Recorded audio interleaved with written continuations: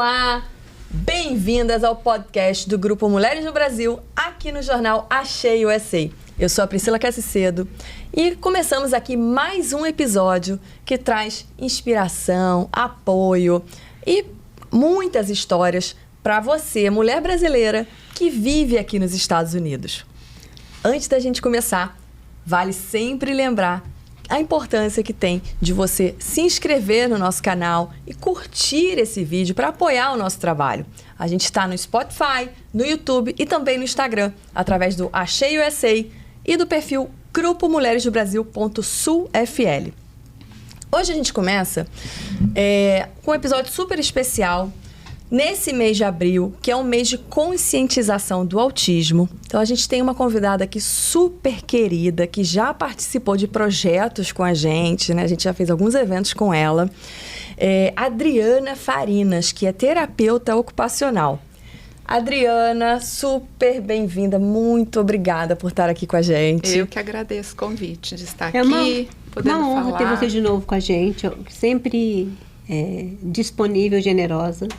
E, gente, é uma pessoa que ela traz dicas, ela tem uma postura muito terra a terra. É uma pessoa assim, que não fala no mundo das ideias, né? Fala no mundo do concreto.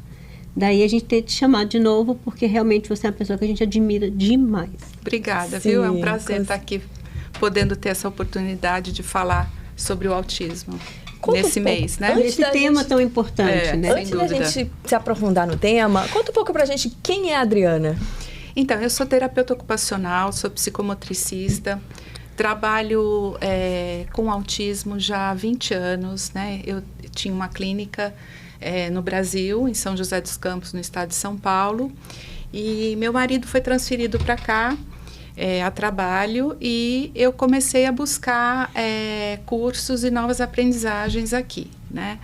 E aí eu fiz diversos cursos, fiz na área de saúde mental, estou fazendo mestrado, estou acabando agora em agosto, um mestrado que eu estou amando, é o mestrado de saúde mental infantil, família e desenvolvimento, né? Então, é um mestrado voltado muito para estudar a família dessas crianças, né? Que eu vejo que no Brasil, por exemplo, as crianças autistas são muito tratadas, né? Mas as famílias não, né? As famílias são muito esquecidas lá.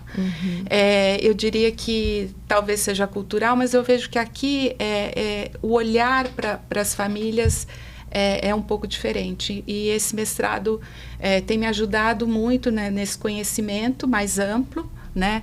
E eu acredito que no final desse curso eu vou ter bastante conhecimento para ajudar essas famílias na saúde mental, né? Porque quando você tem um filho autista, você leva toda uma bagagem, né, psicoafetiva, que você precisa de apoio. Então, é isso, eu sou psicomotricista também, fiz uma especialização após a minha formação e trabalhei muito tempo também com distúrbios de aprendizagem, na parte de coordenação motora, disgrafia, dispraxia.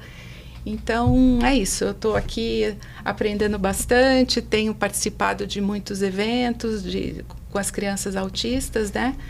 E fiz uma formação no modelo de DIR Floor Time, que depois a gente que vai falar um pouquinho, sim, né? vamos querer saber o que é. É uma pergunta que está aqui na ponta da língua. Eu super concordo com você.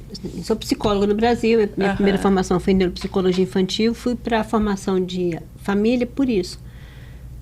Porque na formação, pelo cuidado da criança, não vem tanto essa familiar sistêmica, né? E faz falta, até porque é a família que vai florir ou complicar ou realmente ajudar. O profissional, a gente ajuda a família a ajudar, né? Exato. E aí eu queria que você falasse um pouco sobre o DIR Floor Time. DIR Floor Time, DIR Floor Time. Esse modelo de intervenção foi criado em 1990 pelo Greenspan e pela esposa dele, a Serena Weiner.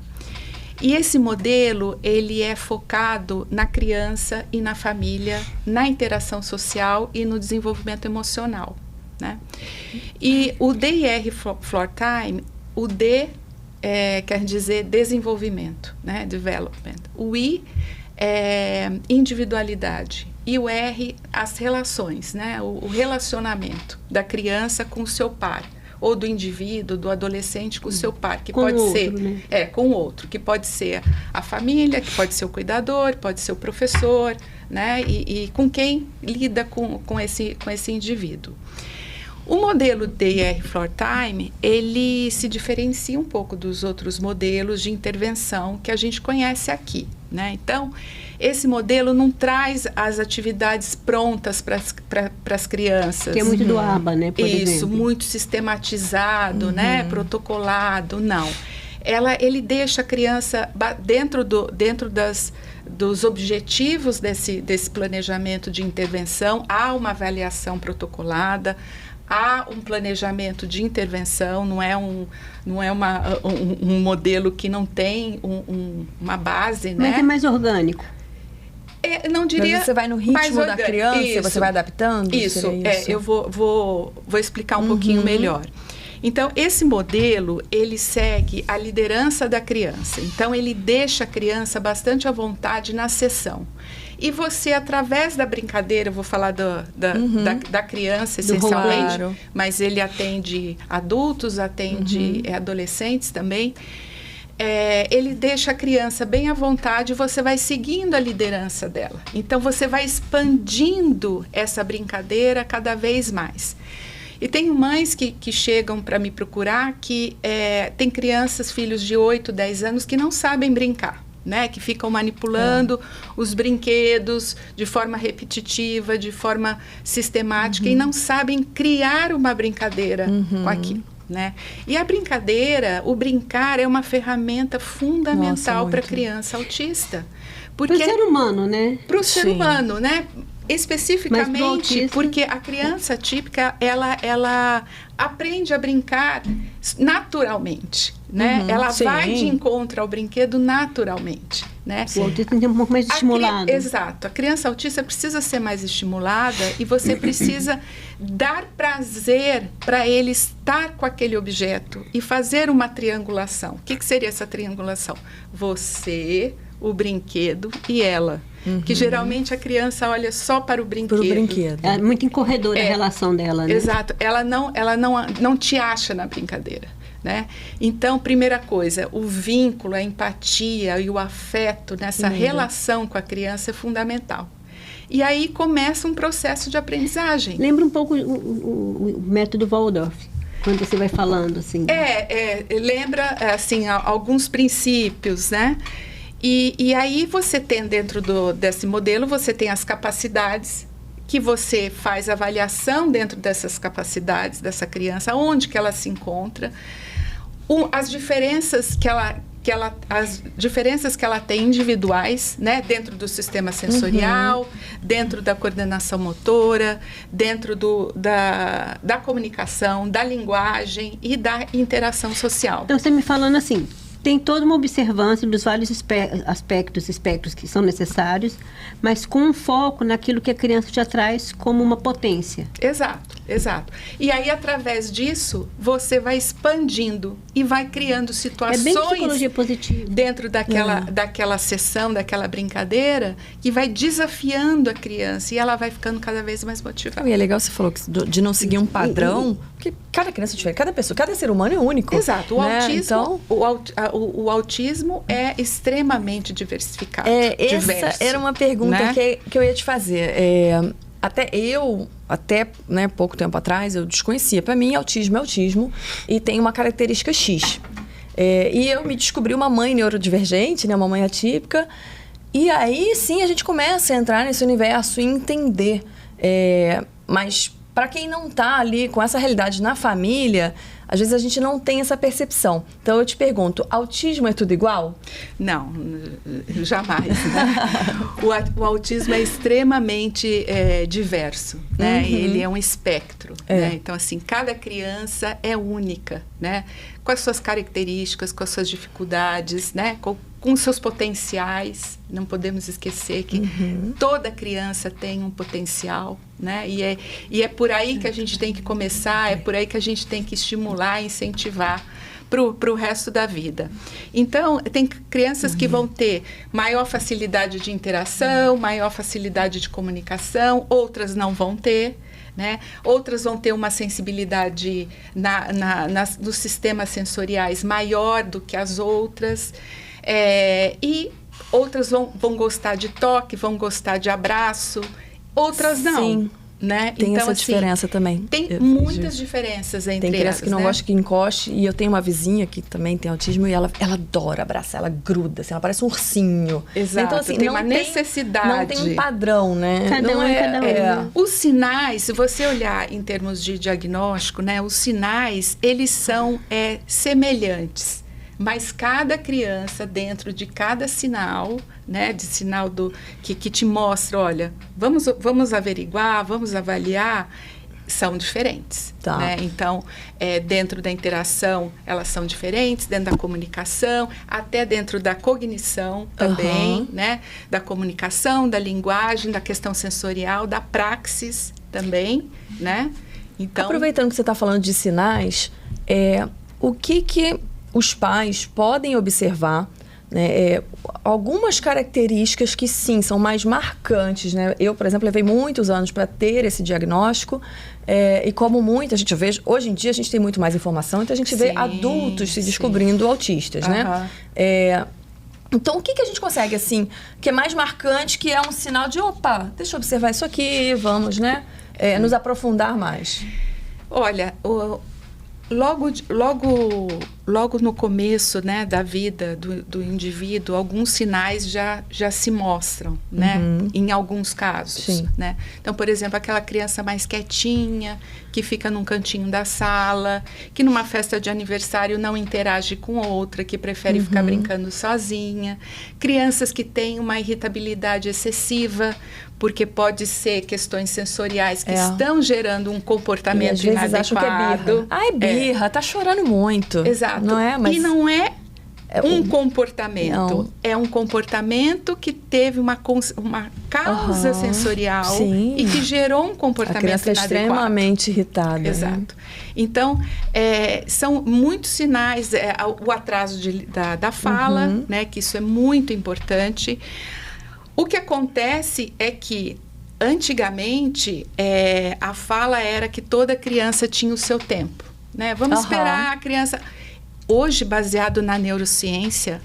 Não se fala mais isso. Existem os marcos de desenvolvimento e as crianças, quando tem um atraso e quando tem algo que não está dentro do esperado, tem que ser investigada. Sim. Tem que ser avaliada.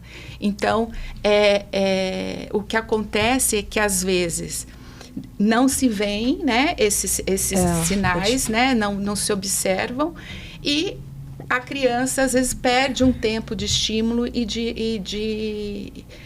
de tratamento, não, mas de intervenção. Eu queria falar um pouco melhor sobre isso com você, porque não chama TEA à toa, transtorno de espectro autismo. Né? Exato. É um transtorno. E transtorna a criança, transtorna a família, transtorna muitas vezes o ambiente que não está preparado para receber e lidar com essa criança. E aí, muitas vezes, a gente faz um luto do filho idealizado. Porque mesmo que a gente não saiba que tem uma idealização de um filho, a gente tem. Sim, e quando nasce uma criança autista, a gente faz um luto daquele filho que a gente... A família passa por um, né? É diferente, né? Você passa por um, nossa, o que aconteceu e agora? Qual é a realidade? Isso, que mesmo que eu não assuma, falo, eu sou tranquila, se vier homem, se vier mulher, se vier... a gente não sonha em ter uma criança que venha com um transtorno. Ou que te dê algum trabalho, né? Extra, né? Que saiu do pacote. Exato.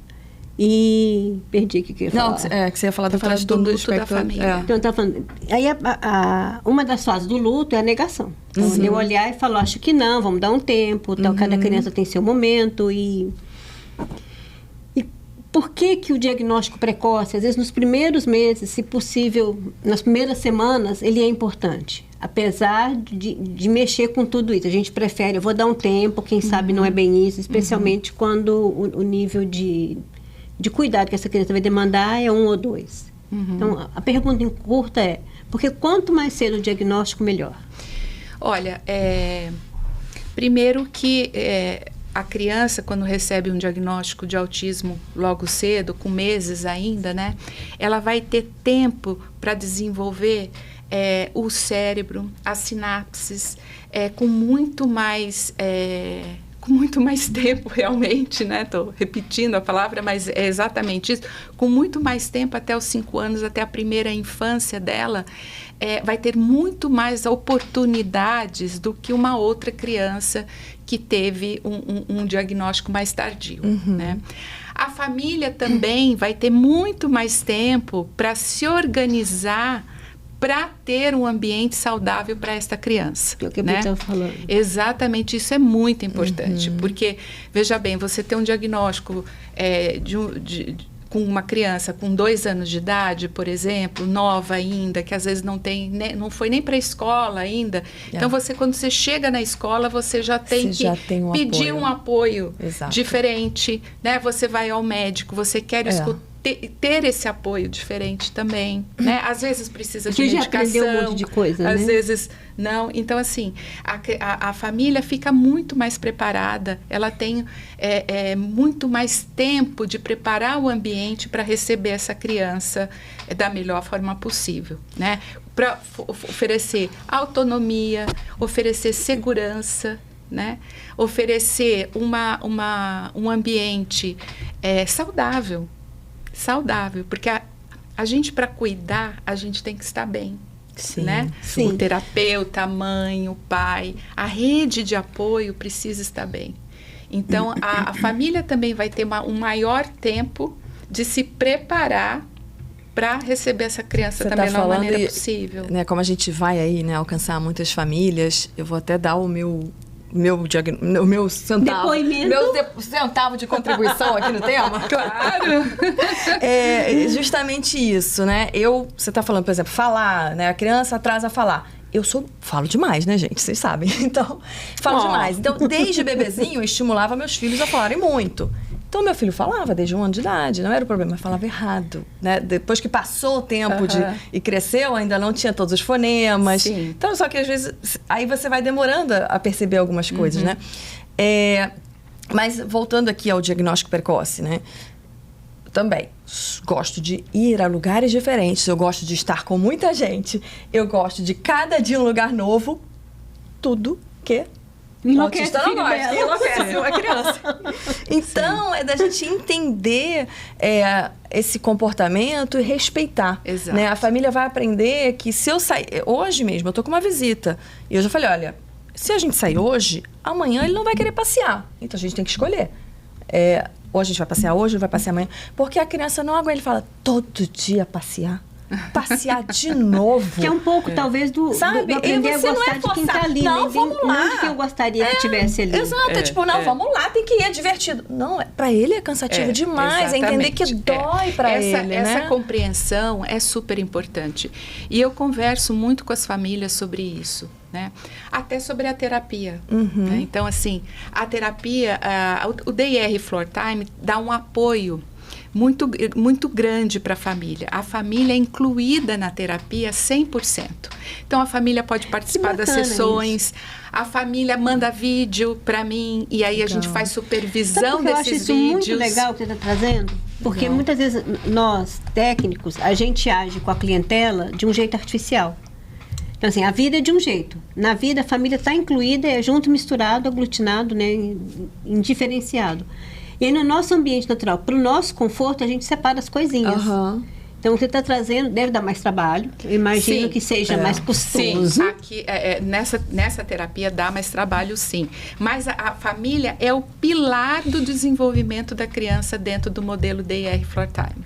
E isso é super importante, porque às vezes a gente vê, a mãe traz um depoimento para mim assim... eu sento para brincar com meu filho, do mesmo jeito que eu sento, ele levanta. É uma gangorra. Ele senta... Porque eu não paro. Eu sento, ele levanta. Não fica parado. Eu vou para um lado, ele vai para o outro. Eu não consigo conectar, eu não consigo ter interação com ele. E o que a gente vai fazer? A gente vai fazer essa interação, essa conexão da mãe com a criança, né? Ou com o adolescente, com o jovem. dentro dos interesses deles, né? Então, esse modelo traz a família para dentro da terapia. Por quê? A família tem que ser uma extensão da terapia. Estou muito encantada. Então, a criança Legal, né? faz a terapia, a mãe está lá olhando como eu me conecto, como é que eu atraí o interesse dele para mim, como é que eu motivei, como é que eu expandi a brincadeira, como é que eu criei um problema dentro da brincadeira. Porque, por exemplo, se quebra a perna da boneca, criamos um problema. É uma frustração. É uma crise. É uma frustração. A frustração Às pode vezes a virar um criança- problema.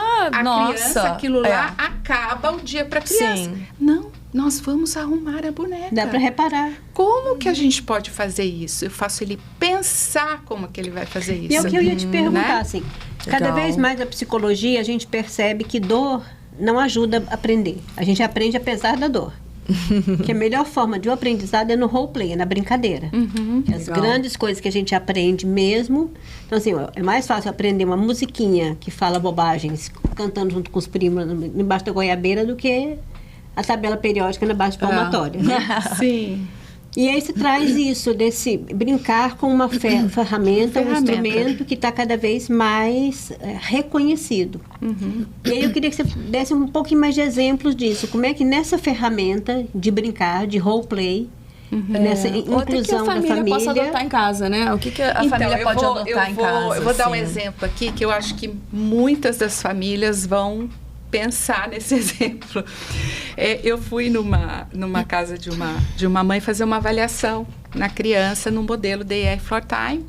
E a mãe falou assim para mim: olha, eu escondi todas as massinhas, porque ele só gosta de brincar de massinha, senão você não ia conseguir fazer nada aqui. Então ali estão todos os brinquedos dele, mas ele não mexe, ele não gosta de nada daquilo ali. E eu escondi todas as massinhas, que é o que ele mais gosta na vida. Eu falei: então você vai pegar para mim todas as massinhas. Você pode guardar tudo que tem aí, você vai pegar para mim as massinhas. Ficamos lá na massinha. Vai entrar uma pessoa nova, ainda vai tirar a zona de conforto dele? Ficamos lá na massinha, e ele não, sem olhar para mim, sem olhar para mim, sem olhar para mim. Aí eu falei: nossa, eu tive uma ideia com essa massinha, hoje é meu aniversário, eu vou fazer um bolo com essa massinha, vamos pegar... E era num jardim que eu estava, peguei graveto, coloquei no bolo da massinha, e aí comecei a mudar de voz, né? Quando você muda a voz, isso chama muita atenção dessas crianças, porque eles são, às vezes, muito Sim, a sensíveis. percepção Então, você começa a falar assim: olha, hoje é meu aniversário. Na hora ele olhou para mim. Eu acho que isso é uma coisa importante trazer, né? Que esse cérebro sensível, ele vai gerar uma sensibilidade para a luz, uma sensibilidade para Sim, som, para sim, tudo. textura, Sim, né? tudo. É o mesmo funcionamento no corpo inteiro. Exato. Você... Isso eu só concluí o exemplo. Aí até você me deu uma outra começamos ideia. ali com velinha, com graveto, e dali fizemos um pirulito. E gerou uma brincadeira simbólica, que dentro do DER for Time, essa capacidade está lá na frente. Uma elaboração muito Uma elaboração. requintada, né? Ele entrou na brincadeira comigo quando eu virou aquilo lá um pirulito, porque ele adora pirulito. Então, a hora que eu peguei Você aquilo... achou? um pirulito! Ele adorou. Punha na minha boca, punha na dele. Então, assim, houve uma interação. Você vai até o houve uma mundo da troca. criança, né? Depois ela vem para o seu. E aí eu vou expandir isso daí, né? Eu vou expandir, vou colocando mais coisas na massinha, vão acontecendo mais coisas naquela brincadeira. E aí a gente acidentes. vai... Exato. E a gente vai expandindo aquilo ali e vai seguindo em frente, né? Então, e aí a mãe viu aquilo, porque a mãe estava presente. Então ela viu, puxa... Olha, legal. Amanhã eu vou tentar. Eu posso fazer Teve isso. um modelo, Então, né? amanhã eu acho que eu vou conseguir me conectar. Então, legal. amanhã talvez a massinha seja Ai, a que nossa lindo, fonte a nossa ponte de comunicação, legal. né? E era uma criança não verbal, uma criança que não falava absolutamente nada, mas ele trocou comigo lá. Ele pôs coisa na minha boca, ele me olhou. Então, isso é comunicar. Ele estava feliz lindo, lá. Eu acho que você está trazendo uma coisa muito importante também, de quando você fala isso é comunicar, mesmo ele não sendo verbal. Porque às vezes a gente tem tanto uma vontade de que aconteça aquilo, mas que eu não percebo você quando perde o acontecem foco. vários aqueles outros e que são riquíssimos. você não curte essa troca, né? para algumas mães que não são tão observadoras, eu costumo dar um caderninho no início do processo terapêutico. E nesse caderninho, eu falo para elas, escreva tudo o que acontece com o seu filho.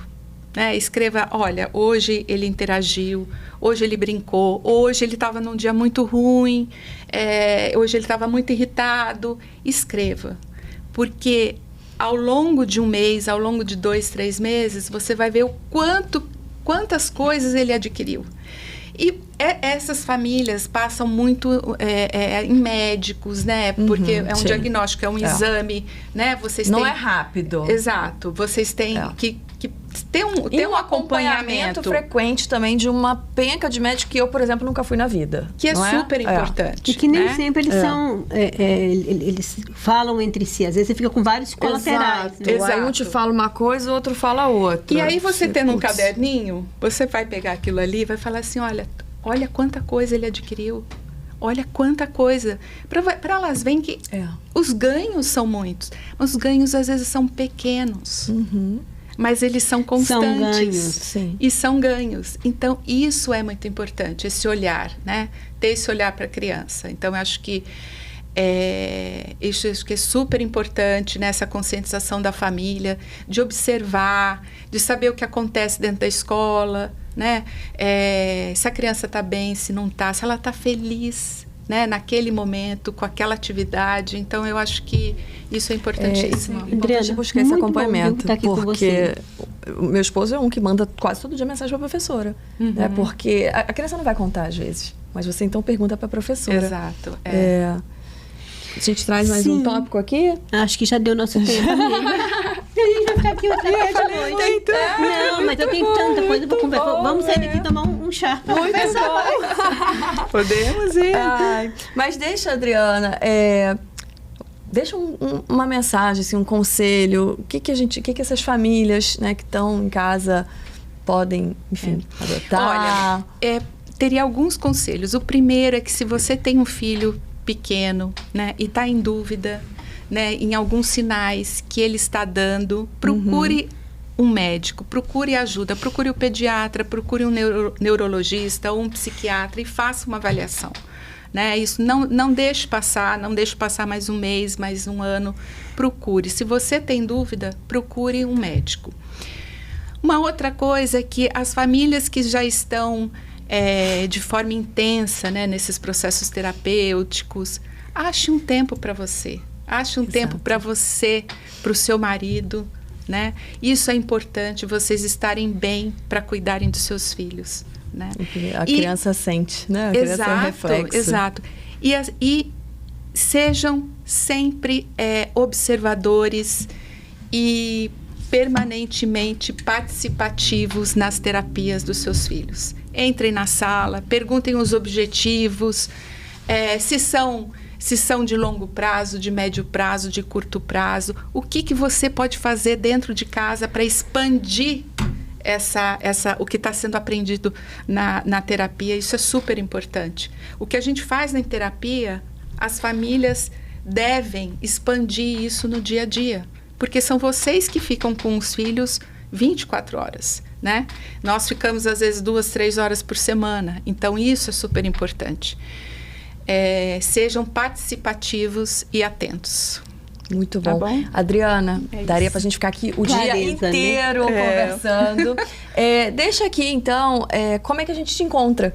Porque, com certeza, quem vai estar assistindo vai querer tirar um monte de dúvidas com você. Posso deixar meu telefone, meu e-mail. Pode falar, e depois a gente volta. Vai aparecer aqui embaixo. É o 754-6671-650 dos Estados Unidos. O do Brasil é o DDD 12 99717-3470, ou pelo meu e-mail, que é adrianafbfarinas@gmail.com. Ótimo. Tá bom? Muito obrigada, ótimo. viu? Obrigada, minha linda. Muito bom, Adriana. Encerramos aqui mais um episódio. E se você se sentiu inspirada, compartilha esse vídeo com outras famílias para que elas também possam ser ajudadas. Muito obrigada e até a próxima. Então, essa é mais uma ação do Grupo Mulheres do Brasil. Se você quiser vir ser voluntária, como a Priscila, no nosso Instagram, grupomulheresdobrasil.sul.fl, fala, eu quero.